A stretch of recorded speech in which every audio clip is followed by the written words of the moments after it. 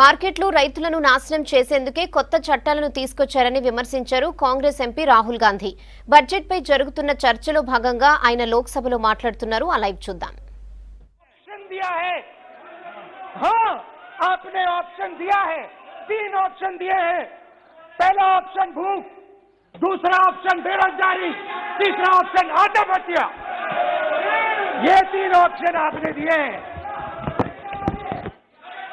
अब देखिए मामला क्या है.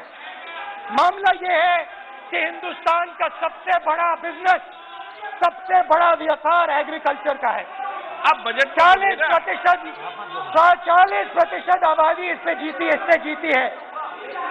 40 लाख करोड़ रुपए का धंधा है. इसमें किसानों को फायदा मिलता है,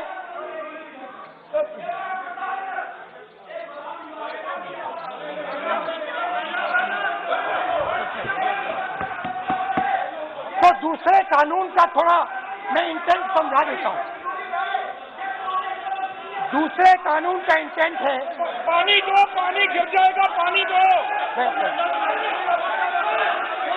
दूसरे कानून का इंटेंट है कि एक व्यक्ति को आप पूरे देश के अनाज की स्टोरिंग की मोनोपोली दे दो, और जब किसान अपने अनाज के लिए सही दाम मांगने जाएगा तो जिसके पास स्टोरेज की मोनोपोली होगी वो मार्केट में अनाज डालेगा और किसान से कम पैसे में खरीद करेगा.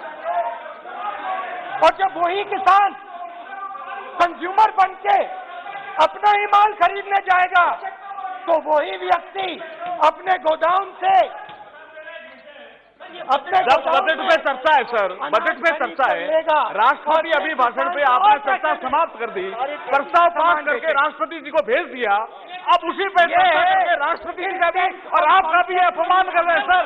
ये आपका भी अपमान कर रहे हैं, सदन का भी अपमान कर रहे हैं सर. ये कि इस देश की जो रीढ़ की हड्डी है, किसान, मजदूर, छोटे दुकानदार, व्यापारी, उस रीढ़ की हड्डी को तोड़ के टुकड़े टुकड़े करके 2 मित्रों को दे दो. Sir rule 218 sir, rule 218 sir, rule sir. The debate on appropriation bill shall be restricted. The debate on appropriate bill shall be restricted to the matters of the public importance or administrative costly employed in the grants covered by the bill which have not already been raised while the relevant demands of grants are under consideration. I would like to remind him that he should restrict his speech to the budget. Number 2, and he is claiming that 40% of the groceries and other things, vegetables, they are kept in Adani's and Ambani's place.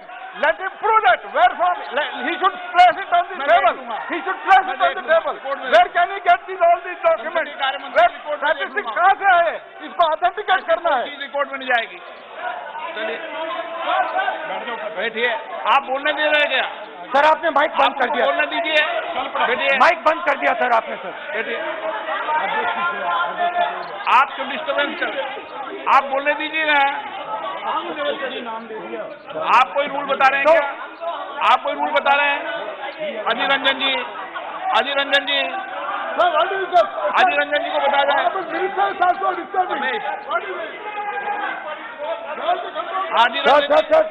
Sir 214 214 sir discussion of a general character. Sir, discussion of a general character may be allowed on the motion or any amendment moved thereto, but the details of the grants shall not be discussed further than is necessary to develop the general point. Sir, discussion on general point is allowed. So discussion, it is the discussion on general point. Discussion of general point is allowed in the rule book. Discussion of general point. अच्छा, budget में क्या agriculture मुद्दा नहीं है? Budget में क्या agriculture मुद्दा नहीं है? तो बजट में जब एग्रीकल्चर मुद्दा है तो बजट में क्यों चर्चा नहीं हो सकता agriculture?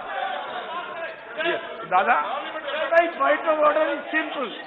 You listen to this, sir. Please. 349. it says, while the House is sitting, a member too shall not interrupt any member while speaking by disorderly expression or noises or in any other disorderly manner. While Honorable Member Rahul Gandhi is speaking, सबको disturb कर रहा है, सब कर रहा है, सबको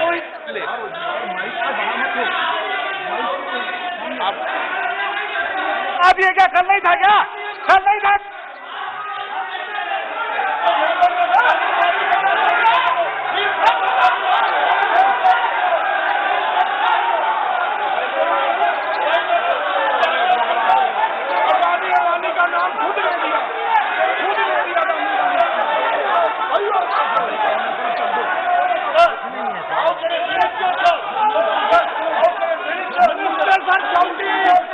मंत्री क्यों डाल रहे हैं? मंत्री ऐसा कभी हुआ नहीं, मंत्री भाग रहे हैं, रूल बुक ढूंढ रहे हैं।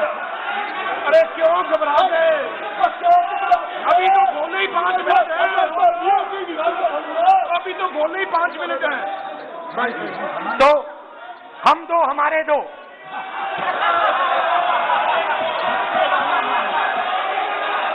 वो आपको याद होगा, वो फोटो होती थी 4, हम दो हमारे दो।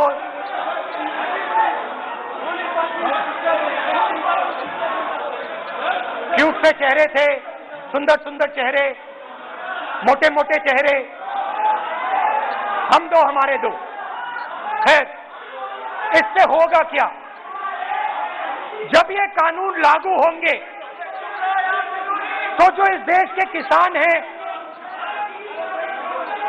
इस देश के मजदूर हैं, छोटे व्यापारी हैं, इनका धंधा बंद हो जाएगा।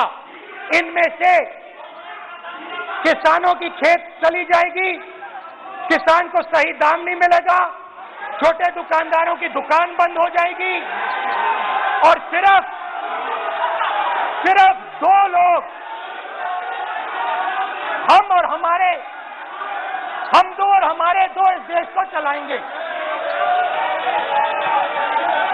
हिंदुस्तान का फूड सिक्योरिटी का सिस्टम है, वो नष्ट हो जाएगा और पहली बार, सालों बाद एक बार फिर पहली बार हिंदुस्तान के लोगों को भूख से मरना पड़ेगा। रूरल इकोनॉमी नष्ट हो जाएगी और ये देश रोजगार नहीं पैदा कर पाएगा।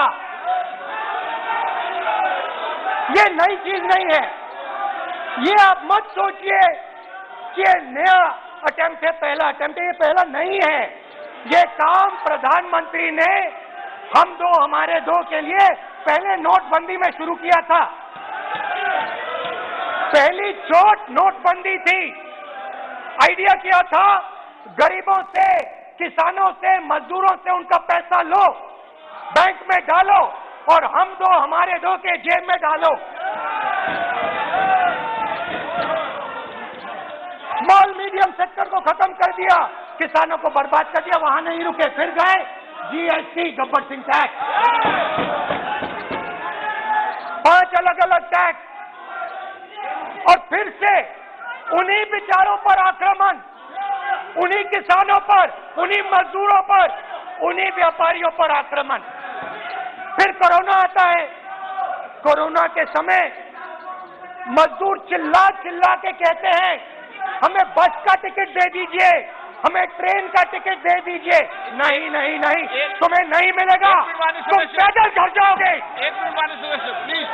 मगर टैक्स माफ जरूर होगा, जरूर होगा। 5-10 उद्योगपतियों का टैक्स होगा। माननीय सदस्य प्लीज, एक मिनट बैठिए। मैं माननीय सदस्य से भी आग्रह कर रहा हूं, इधर भी आग्रह कर रहा हूं। माननीय सदस्य, आज बजट पर चर्चा है।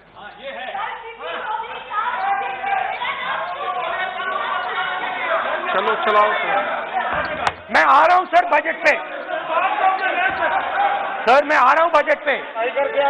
मैं सर 5 मिनट में बजट पे आ रहा हूं। मैं फाउंडेशन लगा रहा हूं अभी, फाउंडेशन।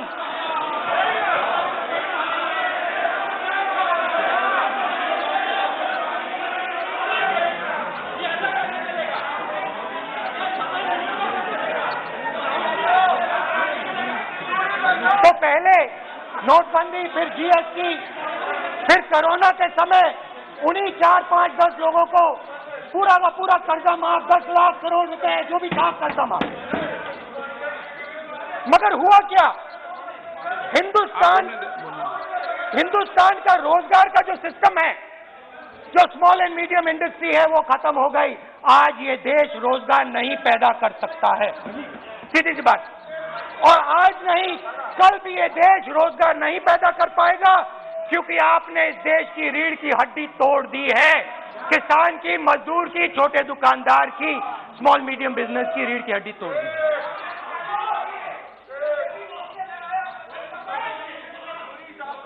मगर ये मत समझिए कि ये किसानों का आंदोलन है। ये किसानों का आंदोलन नहीं है। आपको बात अभी समझ नहीं आई है। ये देश का आंदोलन है और ये किसान सिर्फ रास्ता दिखा रहा है। किसान अंधेरे में टॉर्च दिखा रहा है और एक आवाज से ये पूरा देश उठने वाला है।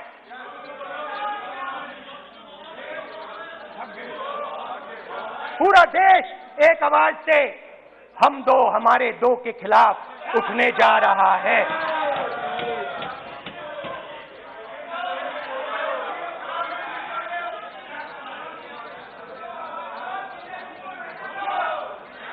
और ये याद रखिए, मैं कह रहा हूं, लिख के ले लीजिए। आप सोचते हो कि हिंदुस्तान के किसान को, मजदूर को, छोटे दुकानदार को अपने पैसे से, अपने धन से परे कर सकते हो, ये आप सोचते हो।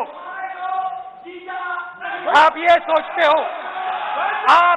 आप लिख के ले लो मुझसे, किसान 1 इंच पीछे नहीं हटने वाला है।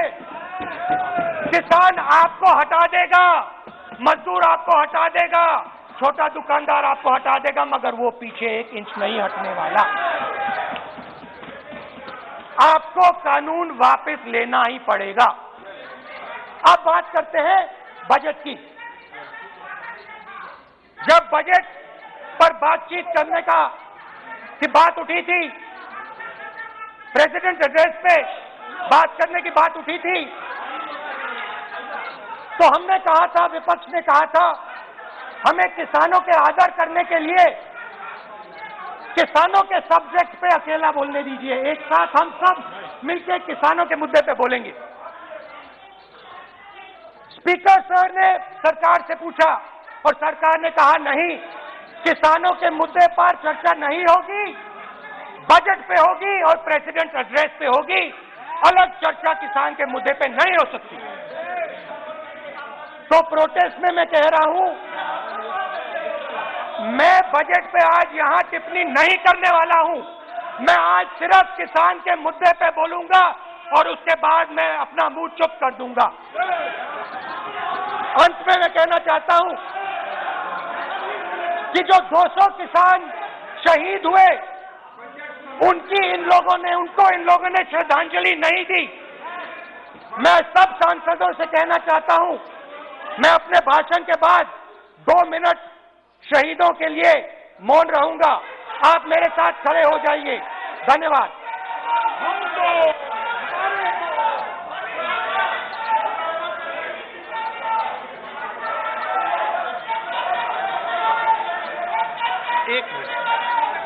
एक मिनट, आप एक मिनट।